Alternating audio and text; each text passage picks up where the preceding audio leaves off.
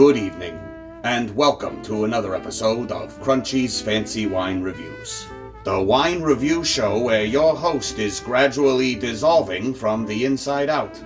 Seriously, I drink so much wine that at this point my stomach juices are basically the dip from Who Framed Roger Rabbit. I ate an entire car battery the other day. Nothing.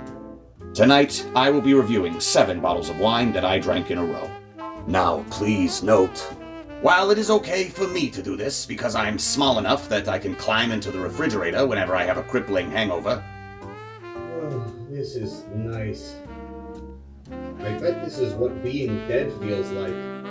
You should not, under any circumstances, attempt to replicate this experiment at home. Rex Goliath Cabernet Sauvignon. This wine takes its name from a legendary 47-pound chicken, hailed as being the biggest in the entire world. Though I heard he may soon have to defend that title in a boxing match with Jake Paul. Alright, we did it everybody. We lampooned Jake Paul. Andre California Champagne. You know, names aside, it's not technically champagne unless it comes from the Champagne region of France. Just like it's not technically Andre unless it comes from the Compton region of California. Simple Life Pinot Noir. This wine's flavor conjures images of picnics in the park, family gatherings around the holidays, and quality time spent with the people you love. Which makes it really sad for sipping out of a flask at your 37-year-old grandson's arraignment for shoplifting Pokemon cards. He's, that's too old to be playing with Pokemon cards. He's not gonna make it in prison. Dr. Henry John Lindemann's Elegant Pinot Noir. In spite of its excellent use of old-timey naming conventions, this wine actually contains a disappointing amount of snake venom. I mean, he put his whole damn name on the label. You'd assume there'd be some. Yellowtail Jammy Red Roux. This wine tastes like it was bought for someone in the parking lot.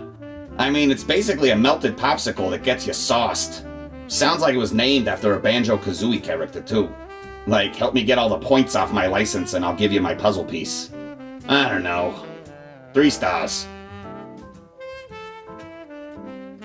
Ravenswood Cabernet Sauvignon.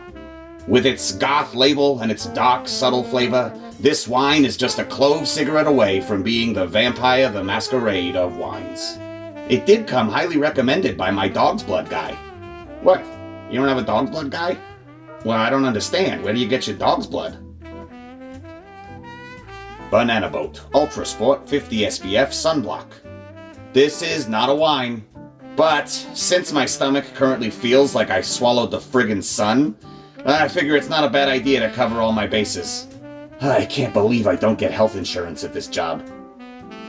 Actually, I kinda can. Thank you for joining me for another episode of Crunchy's Fancy Wine Reviews. I think I'm gonna climb back into the refrigerator. So, until next time, take care of each other and have a great night. I'm using a defrosted chicken as a pillow.